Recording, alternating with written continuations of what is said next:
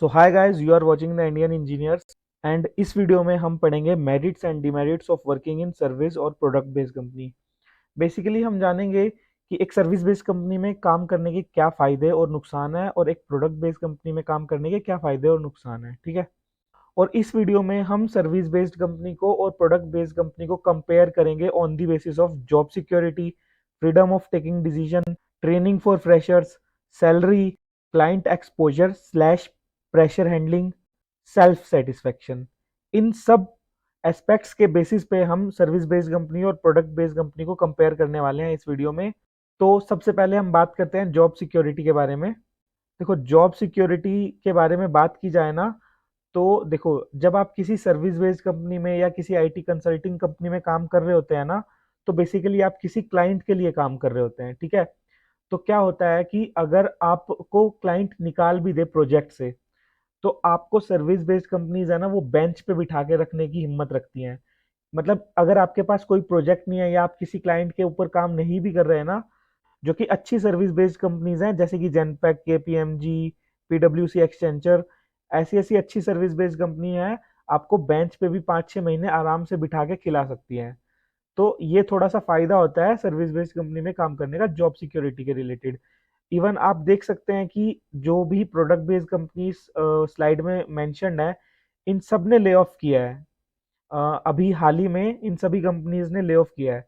But अगर service based companies की बात करें तो इसमें एक्सेंचर ने ले ऑफ किया है सिर्फ। बाकी जेनपैक, केपीएमजी, पीडब्ल्यूसी, हाँ, इनमें भी थोड़ा बहुत लोगों को निकाला गया होगा जो कि अच्छा परफॉर्म नहीं कर रहे होंगे या कि जो ज़्यादा टाइम से बेंच पे होंगे। अदरवाइज ये सर्विस बेस्ड कंपनीज बेंच पे भी एम्प्लॉयज़ को 5-6 महीना रख लेती हैं। तो इस वजह से अगर हम जॉब सिक्योरिटी की बात करें ना, तो वो सर्विस बेस्ड कंपनी में ज़्यादा होती है। ठीक है। इसके बाद हम बात करते हैं फ्रीडम ऑफ टेकिंग डिसीजन की, कि अगर आप काम कर रहे हैं तो आपके पास कितना फ्रीडम है कि जैसे मान लो आप किसी प्रोजेक्ट पे काम कर रहे हो, तो आपके पास कितना फ्रीडम है कि आप अपने मन अकॉर्डिंग थोड़ा बहुत चेंजेस उसमें कर सकते हैं। ठीक है। या फिर अ, या फिर जो रिक्वायरमेंट आपको आई है उसमें थोड़ा बहुत चेंजेस आप सजेस्ट कर सकते हैं। तो गैस इस केस में ना प्रोडक्ट बेस्ड कंपनी में आपके पास ज़्यादा फ्रीडम होता है। क्यों? क्योंकि आप डायरेक्टली उसी के एम्प्लॉय हैं। तो आप सजेस्ट कर सकते हैं कि हाँ भाई, इस प्रोडक्ट में ये फीचर होना चाहिए या इसमें ये ऐड करो।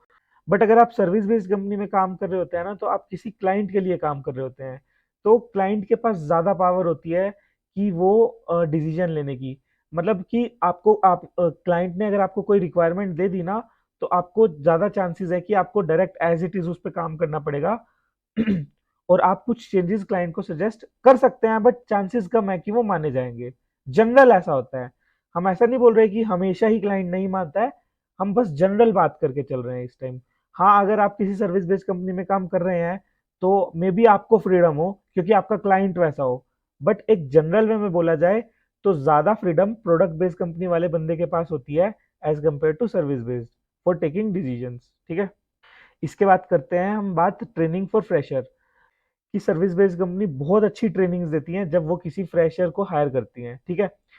मान के चलो कि कोई एक इंसान है, उसका सर्विस बेस्ड कंपनी में प्लेसमेंट हुआ है, एक का प्रोडक्ट बेस्ड कंपनी में। तो ये दोनों अपने फ्रेशर्स को ट्रेन कैसे करते हैं? सर्विस बेस्ड कंपनी में क्या होता है, 3-4 महीने आपको बहुत अच्छे से ट्रेनिंग दी जाती है। इवन स्पेशल ट्यूटर जो होता है वो आपको पढ़ाता है आके, आपके सारे डाउट्स क्लियर करता है। तो बेसिकली फ्रेशर को सीखने को ज़्यादा मिलता है क्योंकि उसको पूरी की पूरी बहुत बढ़िया ट्रेनिंग दी जाती है जिसमें स्पेशल एक टीचर आके उनको पढ़ाता है। Rather then in product based company generally क्या होता है कि आपको छोटे छोटे टास्क दिए जाते हैं शुरू में, और आप उन छोटे छोटे टास्क को करके सीखते हैं। ठीक है। आपको ट्रेनिंग में भी आपकी प्रोडक्ट बेस्ड कंपनी में आपको दी जाती हो, बट जनरल वे में जनरली मतलब ट्रेनिंग नहीं दी जाती है प्रोडक्ट बेस्ड में। उसके अलावा उसकी जगह आपको छोटे छोटे टास्क दिए जाते हैं जिनको कर करके आप चीज़ें सीखते हैं। सो बेसिकली हमारे अकॉर्डिंग एक फ्रेशर के लिए सर्विस बेस्ड कंपनी ज़्यादा सही होगी क्योंकि उसको अच्छे से सीखने को मिलता है। ठीक है।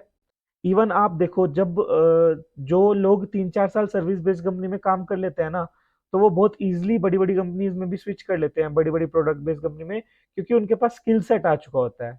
ठीक है। गाइस, सैलरी की बात करें तो इसमें तो कुछ दो राह ही नहीं है।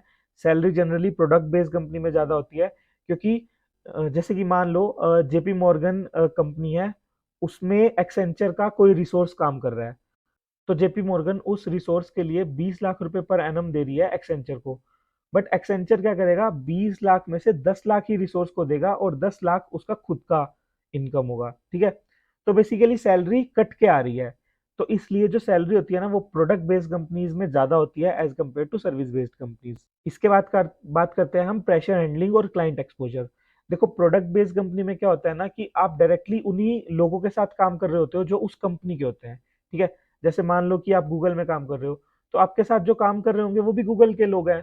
तो आप उनसे थोड़ा फ्रीली बात कर पाओगे, आप उन तो थोड़ा प्रेशर कम फील होगा क्योंकि आप अपने लोगों के साथ काम कर रहे हो। बट ऑन अदर हैंड जब आप सर्विस बेस्ड कंपनी में काम करते हैं ना, तो आप किसी क्लाइंट के लिए काम कर रहे होते हैं। अब जैसे मान लो आप एक्सेंचर में हो और आप जेपी मॉर्गन के लिए काम कर रहे हो, तो आपके जो आपके टीममेट्स होंगे ना, कुछ तो एक्सेंचर के होंगे, कुछ जेपी मॉर्गन के होंगे, और जेपी मॉर्गन आपका क्लाइंट होगा। जेपी मॉर्गन एक्सेंचर को पैसे दे रहा है और फिर एक्सेंचर आपको पैसे दे रहा है। तो बेसिकली आप जेपी मॉर्गन पे डिपेंडेंट हो पैसों के लिए, एक्सेंचर जेपी मॉर्गन पे डिपेंडेंट है। तो उस केस में क्या होगा ना, थोड़ा सा प्रेशर रहता है इंसान को कि कहीं आपसे कोई ऐसी गड़बड़ ना हो जाए कि जेपी मॉर्गन अपना कॉन्ट्रैक्ट एक्सेंचर से हटा के किसी और सर्विस बेस्ड कंपनी को दे दे। मतलब ऐसा होता नहीं है जनरली, बट थोड़ा सा टेंशन मन में रहता है क्योंकि आप क्लाइंट के लिए काम कर रहे होते हो। उस इसी वजह से ना जो सर्विस बेस्ड कंपनीज हैं ये बहुत अच्छी ट्रेनिंग भी देते हैं कि किस तरह से क्लाइंट से बात करनी चाहिए, किस तरह से मतलब मेल लिखना चाहिए। तो बेसिकली इसमें आपको प्रेशर हैंडलिंग थोड़ी ज़्यादा अच्छे से सीखनी पड़ती है क्योंकि आप डायरेक्ट क्लाइंट से इंटरेक्ट करते हो, ठीक है। और क्लाइंट एक्सपोजर भी ज़्यादा मिलता है इसमें। इसके अलावा हम बात करते हैं सेल्फ सेटिस्फेक्शन। देखो वैसे तो सेल्फ सेटिस्फेक्शन हर इंसान के लिए अलग है। कोई किसी कंपनी मतलब ऐसा कोई वो नहीं है कि अगर कोई सर्विस बेस्ड कंपनी में काम कर रहा है या कोई प्रोडक्ट बेस्ड कंपनी में काम कर रहा है तो वो ज़्यादा सेटिस्फाइड होगा। इसका कोई वो नहीं है। मतलब ये इंडिविजुअल के ऊपर डिपेंड करता है। सो हम इस पे ज़्यादा कुछ डिस्कशन भी नहीं कर सकते और ज़्यादा कुछ बोल भी नहीं सकते, बट जनरली ऐसा देखा गया है कि अगर आप सर्विस बेस्ड कंपनी में है ना, तो आप क्लाइंट के साथ काम कर रहे हैं, तो थोड़ा थोड़ा ऐसा फील आता है आपको कि आप थर्ड पार्टी से हैं, लाइक आप एक कंटिजेंट वर्कर हैं। तो आपको ऐसा लगता है कि यार मैं किसी और के लिए काम कर रहा हूँ। जैसे मान लो आप एक्सेंचर से हो और आप जेपी मॉर्गन के लिए काम कर रहे हो, तो कभी कभी आपके मन में ये आता है यार कि मैं एक्सेंचर का एम्प्लॉय हूँ बट मैं काम जेपी मॉर्गन क्लाइंट पे कर रहा हूँ। तो ऐसा क्यों नहीं मैं डायरेक्ट जेपी मॉर्गन में ही स्विच कर लूँ और जेपी मॉर्गन के लिए काम कर लूँ।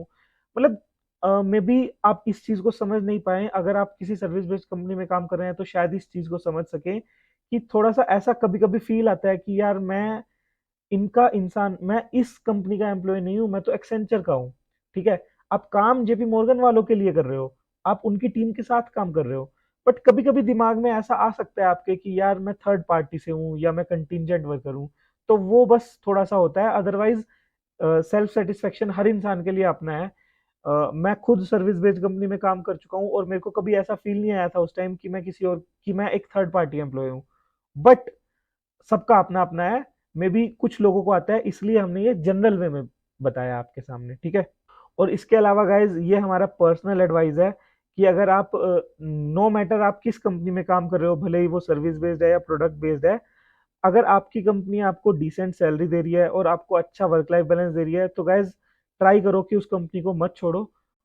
क्योंकि मे बी आप स्विच करके किसी और कंपनी में जाओ तो आपको क्या पता वर्क लाइफ बैलेंस अच्छा ना मिले या फिर आपको टॉक्सिक वर्क कल्चर मिल जाए। सो अगर आपकी कंपनी ही आपको डिसेंट पे और अच्छा वर्क लाइफ बैलेंस दे रही है तो ट्राई करो कि उसी में रहो, ठीक है। और गाइज अगर ये वीडियो अच्छा लगा हो तो प्लीज़ इस वीडियो को लाइक शेयर एंड सब्सक्राइब करें ताकि आप आने वाले टाइम में ऐसे ऐसे अच्छे अच्छे इंफॉर्मेटिव वीडियोस देख सकें। Thanks for watching.